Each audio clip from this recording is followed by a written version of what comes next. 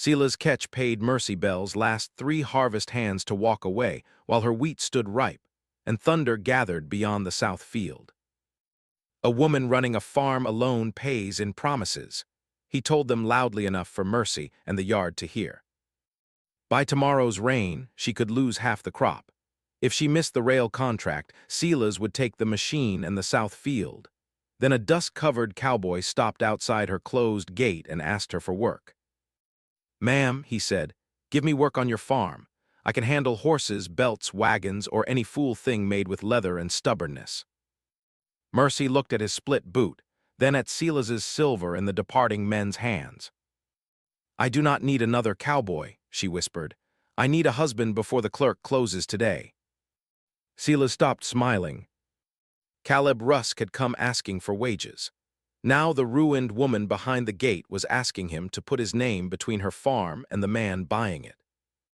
The cowboy had dust in his hair, a split boot on his left foot, and one bay horse thin enough to show the summer had been hard on them both.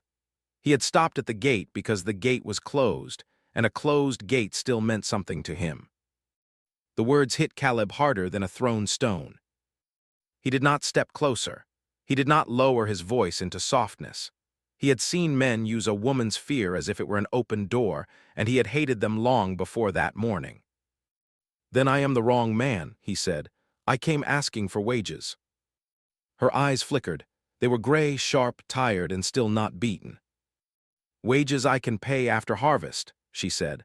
"A husband I need before the clerk closes his book today." Silas stepped between them. He was broad, well-fed, and dressed in a black vest too fine for honest field work. "Mercy Bell, you will not make a circus of your father's farm." "You already did, Silas," she said. So this was Silas Ketch. Caleb had heard the name 2 towns back, from a stable boy who said Ketch bought wheat cheap from women, widows, and men too sick to argue. Silas looked Caleb over. "You smell like a burned camp and old horse sweat. Whatever she promised, I can pay you $5 to ride on." "I still asked her," Caleb said. Mercy lifted her chin. "The farm is mine. My father left it to me. Silas holds the machine lien because he bought old notes from the bank. If I cannot thresh by tomorrow, the crop spoils, the rail contract fails, and the clerk will let him call me unfit to hold the agreement alone." "That is not law," Caleb said. "No," Mercy answered. "It is fear dressed like law." Silas's face darkened. A respectable farm needs a respectable man. "It has one," Mercy said before Caleb could answer. Caleb felt the trap of it, not because she had said it cruelly, but because need could make a trap out of clean words. He had come for work. She had asked for a name. He looked at the idle thrashing machine beside the barn. Its belt hung slack over the wheel. White flour dust marked one edge near the seam, strange dust for a wheat yard, but the men were still moving away, and Mercy had only hours before Finch closed his book. "If I say yes," Caleb said, "I sign for wages first." Mercy's brows drew together. "I sleep in the tack room," he continued. "You keep the house key. You write that when the harvest is safe, you may end the bargain before the clerk and owe me nothing but my pay." Silas laughed again, but there was less comfort in it now. Listen to him sell himself as virtue. Caleb turned, "And you keep your coins away from me." Mercy studied him for a long second. Something in her face changed, not soft exactly, but less alone. "Come to the kitchen," she said. "I have paper." The kitchen was clean in the way. A working kitchen stayed clean when its owner had no time to admire it. Bread cooled under a cloth. A ledger lay open beside a tin cup full of pencils. Mercy wrote with quick, hard strokes while Caleb stood by the door, and Silas paced outside the window like a dog refused scraps. Mercy Bell was 27. She wrote that down because Caleb asked her to. Caleb Rusk was 31. She wrote that too, then looked up as if she had expected him to lie. "I have no ranch," he said. "No herd, no money worth naming. My last outfit burned near the Cimarron crossing. The owner blamed me for not saving horses that were already smoke blind." "Did you blame yourself?" "Every day for 2 months. Then my horse got hungry and I had to move." She folded the paper once the terms were written. Wages after harvest. Marriage for farm standing only until Mercy chose otherwise. Separate sleeping space. No claim on house, land, money, body, or name beyond what she freely gave. Caleb read the last line twice. "You wrote that plain," he said. "I meant it plain." The paper protected Mercy from Caleb. It did nothing yet to protect her from Silas. They hitched the wagon and rode to town before noon. Mercy drove because she knew the ruts. Caleb sat beside her, hat low, while Silas followed on a gray gelding. The county clerk was a narrow man named Hobart Finch. He adjusted his spectacles and looked at Caleb's boot before he looked at the paper. "This is irregular," Finch said. "A harvest contract with a husband's signature is what you said I needed," Mercy replied. "Mr. Ketch said the machine lien complicates matters." "Mr. Ketch says many things when he is standing near a man's account book." Caleb waited. He had learned that a man with no standing could make matters worse by speaking too soon. Finch looked to Silas, and that told Caleb more than the clerk intended. Silas rested both hands on the counter. "The town must protect Miss Bell from a stranger using her desperation. I offered honest marriage and a managed farm." "You offered to put my south field in your name before supper," Mercy said. "For your protection." Caleb put one finger on the paper. "Read the terms aloud." Finch blinked. "What?" "If you fear she is being used, read what she wrote, out loud." Mercy's eyes moved to him. The smallest breath escaped her. It was not gratitude, not yet. It was surprise that he had handed her words to the room instead of replacing them with his own. "Finch, read." His voice thinned when he reached the line about no claim on house, land, money, body, or name beyond what she freely gave. A woman near the stamp shelf made a sound low in her throat. Silas's jaw tightened. Finch dipped the pen. "I will enter the marriage notice. The harvest contract remains under review until the machine lien is settled." "By thrashing day," Mercy said. "By thrashing day," Finch agreed. Silas tapped the counter. "Tomorrow the machine comes under my lock if that belt does not run, and I will not have hungry men pretending charity is law." Finch closed the contract book with both hands on the cover, as if holding down a live thing. If you enjoy clean, romantic Wild West stories, where hard choices become honest love, subscribe and ride along for the next frontier romance. They were married by the circuit preacher in the clerk's side room with Lottie Crane as witness. Lottie was Mercy's cousin, small and nervous, with a brown account book hugged to her ribs. She kissed Mercy's cheek afterward but would not look long at Caleb. "You should have come to me sooner," Lottie whispered. Mercy answered, "I did." Lottie went pale. On the ride back, Caleb did not touch Mercy except to hand her the reins when the near horse shied at a loose newspaper. Even then, he held the leather out and waited for her fingers to take it. At the farm, he carried his blanket to the tack room. Mercy stood in the doorway. "There is a room upstairs." "I know. It has a bed." "I know that too." For the first time, one corner of her mouth moved. "You are a strange husband, Mr. Rusk. I am trying to be a useful one first." The smile did not stay, but it left warmth behind. She handed him a brass key. He shook his head. "House key stays with you." "This is for the tack room." He took it then. The next 2 days worked them hard enough to rub the shine off embarrassment. Caleb patched harness, reset 2 teeth on the reaper, and got the thrashing engine to cough, rattle, and finally turn. Mercy moved with him from barn to field, not standing aside like an owner afraid of dirt. She knew every bolt that had been replaced with a cheaper one. She knew which wagon wheel would complain first. Caleb watched her bargain with a farm as if it were a living creature. Mercy watched him work without swagger. He did not throw tools. He did not curse the machine where she could hear. When a leather strap snapped and cut his wrist, he wrapped it, tightened the new strap with his other hand, and asked where she kept spare rivets. By the second evening, Nessa came back from town carrying no flour, no coffee, and no lamp oil. Her face was tight with shame. "Mr. Vale's clerk said Bell Farm credit is suspended until Ketch clears the machine lien," she said. He said the notice came from Silas before breakfast. Mercy took the empty flour sack from her hands and folded it once. Silas had not waited for the machine to fail. He had already closed their bread account.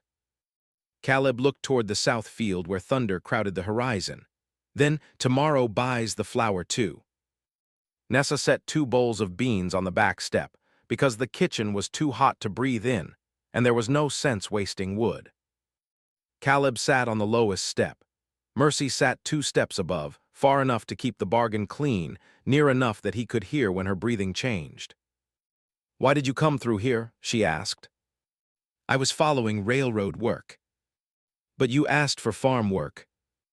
"Railroad foremen wanted men who could look away when horses were whipped. I am out of practice." Mercy looked across the yard. Silas's men had left wagon tracks near the machine shed. Silas says kindness makes a farm poor. Silas says what profits Silas. She looked at him then, and this time the quiet between them was not empty. "When I whispered that I needed a husband," she said, "you looked as if I had asked you to steal something." "Maybe you did." Her face closed. He set his spoon down. "Not from me, from yourself. If I let your fear hand me more than you wanted to give, I would be stealing." Mercy looked away, but not before he saw her eyes shine. He wanted to reach for her hand. The wanting startled him with its strength, so he reached for his spoon instead. Thunder rolled low enough to tremble the tin cup beside Mercy's boot. She looked at the machine. If that belt fails tomorrow, Silas owns more than a lien. "Then it runs tomorrow," Caleb said. On the 3rd morning, Silas returned with 2 men and a paper folded into his vest. Caleb was under the machine, tightening a shaft when he heard Mercy say, "Take your boots out of my wheat." Silas answered, "Your husband cut my lien belt." Caleb slid out from under the machine. The main thrashing belt hung from Silas's hand, sliced near the seam. The patch of white flour dust marked the leather like a thumbprint. "That belt was sound yesterday," Mercy said. "Your cowboy handled it yesterday," Silas replied. "A man who marries for land might break a liened machine to make the lien holder look cruel." Caleb rose slowly. "I married for wages." Silas's smile was ugly. "Then you are the cheapest husband in Kansas." Nessa flinched as if the words had struck Mercy's face. One of Silas's own men looked down at the dirt. The other man moved toward Caleb's bay horse, tied near the shed. Caleb took 1 step. Mercy took 2 and stood between the man and the horse.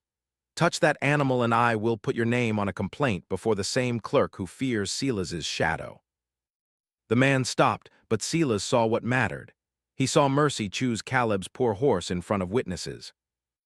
"By thrashing day," Silas said, "I will own the machine, the south field, and every bushel you cannot cut, unless you sign my offer." "No," Mercy said. "Ask your husband if pride feeds a farm." Caleb could have hit him. It would have been easy. It would also have given Silas everything he wanted. Instead, Caleb picked up the cut belt and looked at the flour mark. "Where was this stored?" "In my shed," Silas said. "Then why does it carry mill flour from Lottie Crane's store?" Silas's eyes flickered. Mercy saw it. So did Caleb. Silas snatched the belt back. "You prove my point. A drifter invents tales when caught." After he left, Mercy walked into the barn and stood very still. Caleb put his wages paper on the workbench.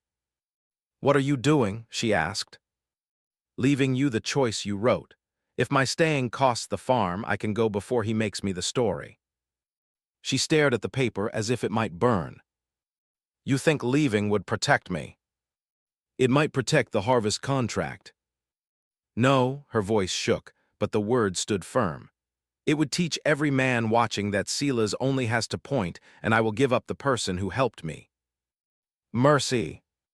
Do not mercy me like I am a weather problem." He almost smiled. He was wise enough not to. She stepped closer. "You said you would be useful without owning me. I am asking you to stay useful, not as a claim, as a choice."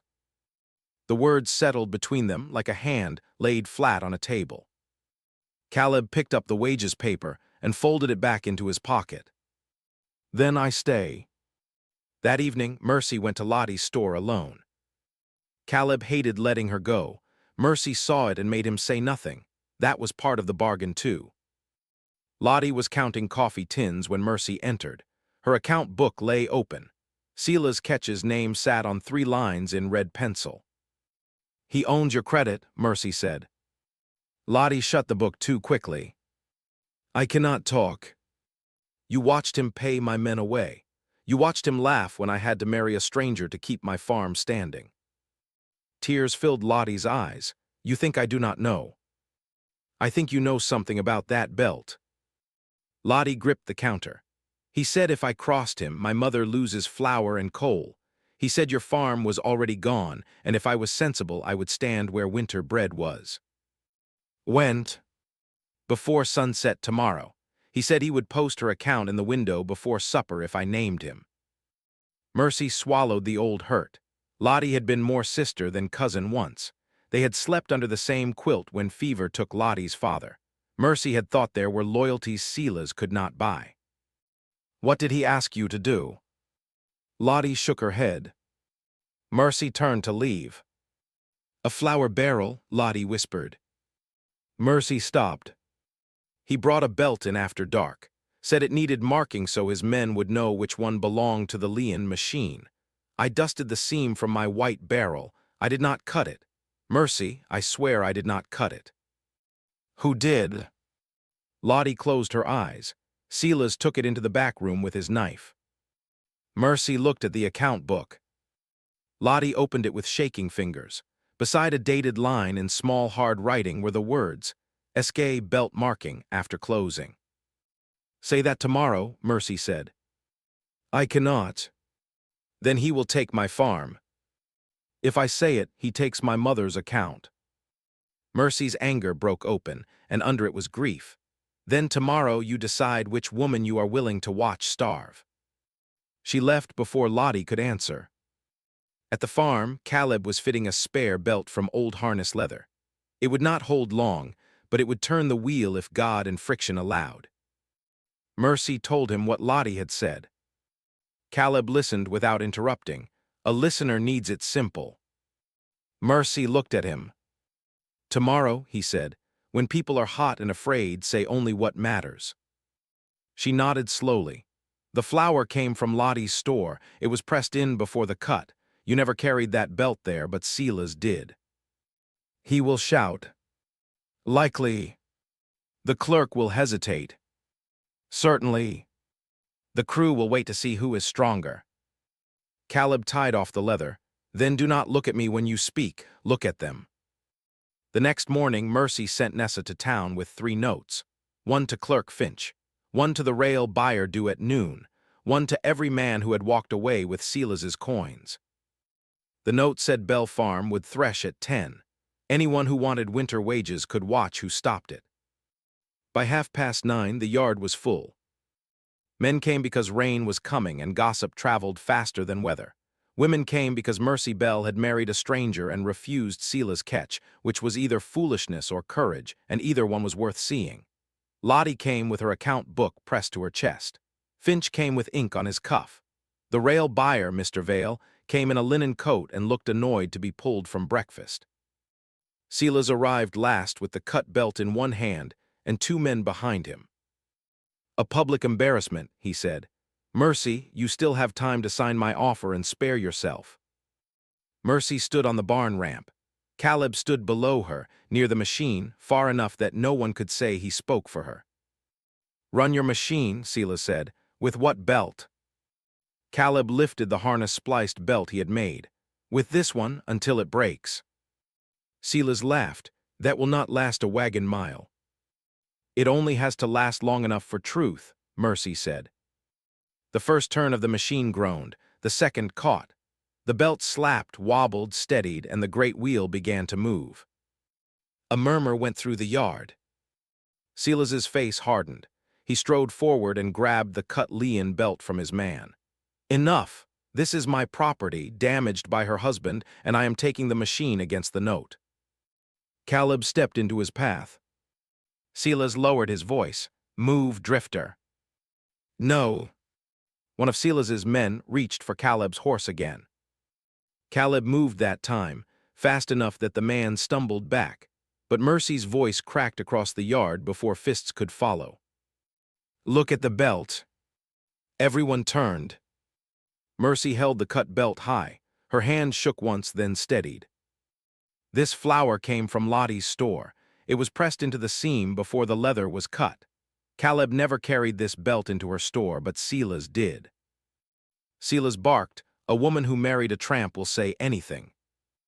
Mercy did not look at him. She looked at the crew. Lottie, she said. Lottie looked small enough to disappear. Silas turned on her, careful. The man holding Silas's spare belt stopped smiling and stepped away from the machine. No one ordered him to move. That was what made the movement matter. Lottie opened her account book with trembling hands. He brought the belt after dark, she said. I marked it with flour. He said it was lien property. Then he took it to the back room with his knife. A woman near the barn door covered her mouth when Lottie named the knife. The men beside her stopped watching Mercy and began watching Silas. Lottie turned the dated account entry toward Finch. Silas's face went white before it went red. Give me that book. He lunged before Finch had read the second line. Mercy stepped down and struck his hand with the flat of a wrench. Not hard enough to break bone, hard enough to make him drop his dignity in front of everyone. Caleb caught Silas by the vest and held him there. Silas twisted. You lay hands on me and I will have your horse, your wages, and your wife in court. Mercy came close with the cut belt in her hand. Say that again. Silas's mouth worked. Say in front of Mr. Vale and Clerk Finch that you used a lien to force me into marriage and take my field. He said nothing. The first hired man dropped Silas's silver at his boots. The other coins struck the dirt one after another. The rail buyer removed his hat. Bell Wheat remains under contract, Vale said. Yours does not, Ketch. Your freight route ends today and every buyer standing here heard me. You leave this yard without the machine, the crop, or my business. Finch cleared his throat. The lien on the machine is under dispute. Mercy looked at him. Caleb looked at him too, but it was Mercy's look that made the clerk redden. Finch opened his book on a wagon board. No, more than dispute, fraud claim supported by witness. I will mark Ketch's lien suspended pending hearing. Cross it out where the crew can see, Mercy said. Finch hesitated. Lottie pushed her account book closer. If you do not, I will write that I helped mark it because Silas told me you would protect him. The scratch of Finch's pen carried across the yard as he crossed out the lien. Someone behind Mercy said, There. No one laughed with Silas. The yard changed. It was not cheering. That would have been too easy. It was something stronger, men moving away from Silas and toward the machine. Silas saw it. His power had always lived in the little space between fear and hunger. Mercy had closed that space. He made one last try. He tore free from Caleb's grip and pointed at Mercy. She is still my nearest lien debtor. No decent man will take orders from a woman who needed a hired husband for 1 week. Caleb's face went still. Mercy touched his sleeve once, not to stop him, to tell him she would answer. She took the wages paper from her pocket, the one Caleb had signed in her kitchen. Caleb Rusk is paid as farm labor, she said. He has no claim on Bell Farm by wage, lien, or marriage. I will post that on the barn. Silas smiled, thinking she had weakened her own side. Mercy raised her voice. And because he has no claim, every person here will know the difference when I choose him. The smile left Silas's face. She turned to the crew, who works Bell Wheat. The first hired man signed. The second signed. The third signed. Lottie signed beneath them, not for wages, but for 30 days of work against the credit she had helped Silas use. Mr. Vale signed the purchase line. Finch signed as witness. Silas stood with the cut belt and his own coins in the dust at his feet, and for the first time since Caleb had arrived, no one waited for his permission. The harvest did not become easy. Nothing worth saving did. The harness-spliced belt snapped twice before noon. Caleb burned his fingers on a hot pin. Mercy cut her palm on a wheat hook and wrapped it in her apron without leaving the line. Lottie worked until flour dust and tears made tracks down her face. When the first wagon of clean wheat rolled toward the rail siding, thunder sounded in the west. They beat the rain by 40 minutes. When the last sack was under cover, the sky opened so hard the barn roof drummed like 1,000 hooves. Men crowded under the eaves. No one spoke for a while. Mercy stood in the open barn door with rain silver behind her and wheat safe at her back. Caleb came to stand beside her, leaving a careful foot of space. "Your farm held," he said. "Our work held," she answered. He looked down at his burned fingers. "I should take my wages and ride before morning. It would make the clerk's book simple." Mercy laughed once, tired and unbelieving. "You still think simple is the prize?" "No, I think free is." She turned toward him then. The whole barn had gone quiet enough to hear rain slide off the roof. Caleb took the folded marriage terms from his pocket. The paper was soft now from sweat and work. "You can end this tomorrow," he said. "You can keep the farm, the contract, and your name clear. I will say before Finch that I asked nothing more." Mercy looked at the paper. Then she looked at the barn wall where her new notice hung in fresh pencil. Caleb Rusk, wages paid for harvest labor. No land claim, no machine claim, no debt claim. Below it Mercy had written, "Bell Farm takes orders from Mercy Bell." Her hand rose to the notice, not to tear it down but to press the corner flat. "When I said I needed a husband," she said, "I meant I needed a shield." "I know. When you said you wanted work, you meant it." "I did. That is why I trusted you." He nodded once, though the nod cost him. Mercy stepped closer, closing the careful foot of space herself. "Caleb." He looked at her then, fully, with everything he had been holding back plain on his face. She took the marriage paper from his hand and folded it into her own pocket. "May I ask you something before the clerk does?" he said. "Yes." His voice roughened. "May I court my own wife now?" The barn seemed to breathe around them. Mercy smiled, and this time it stayed. "Only if you understand she may say no when she pleases." "I am counting on her saying what she pleases." "Then yes," she said, "you may court her." He did not kiss her. Not there, not with the crew watching and the bargain still tender around them. He only held out his hand, palm up. Mercy placed her bandaged hand in his. It was enough to make Lottie cry again, though this time no one made much of it. In the days that followed, Silas Ketch's black vest hung in the freight office window, pawned for debt. His men hired on with farms that paid in open books. Clerk Finch entered Bell Farm's contract under Mercy's name first and Caleb's as paid labor witness, because Mercy made him write it twice when his first hand looked timid. Lottie came every morning for 30 days. Mercy did not pretend trust returned like a coin dropped in a palm. Lottie worked the store debt down by carrying sacks, mending torn grain cloth, and standing in front of two women who asked why she had lied. "Because I was afraid," Lottie said. Mercy heard it from the barn and let the answer stand. Fear named aloud was not payment, but it was a beginning. Caleb stayed in the tack room until Mercy told him the upstairs room could remain empty as long as both of them wished, but supper would be taken at the kitchen table. He accepted the table first. Then the porch. Then, one Sunday evening, a walk to the south field where the cut wheat left gold stubble under a pink sky. He never once called the farm his. At the end of the month, they stood before Finch again. The clerk had the marriage terms open, ready to mark the bargain ended if Mercy asked. Caleb stood with his hat in both hands. Mercy wore her work dress, not her church blue. She wanted no one mistaking this for a performance.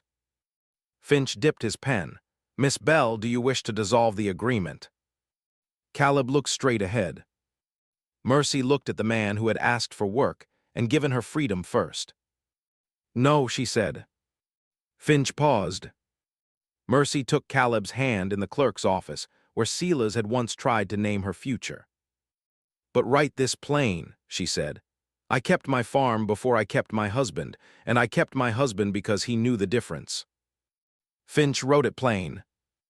Afterward, Caleb and Mercy rode home in the wagon with the seat just wide enough that their shoulders touched when the wheels hit ruts. At the same gate where Caleb had once waited outside with a split boot, Mercy lifted the latch herself and placed it in his hand. "Come through," she said. He entered with his earned wages in his pocket and no claim on Bell Farm, while the house key remained on Mercy's belt. Mercy followed him toward the kitchen and left the door open behind them. Subscribe for more clean Wild West romances where love is chosen, never owed.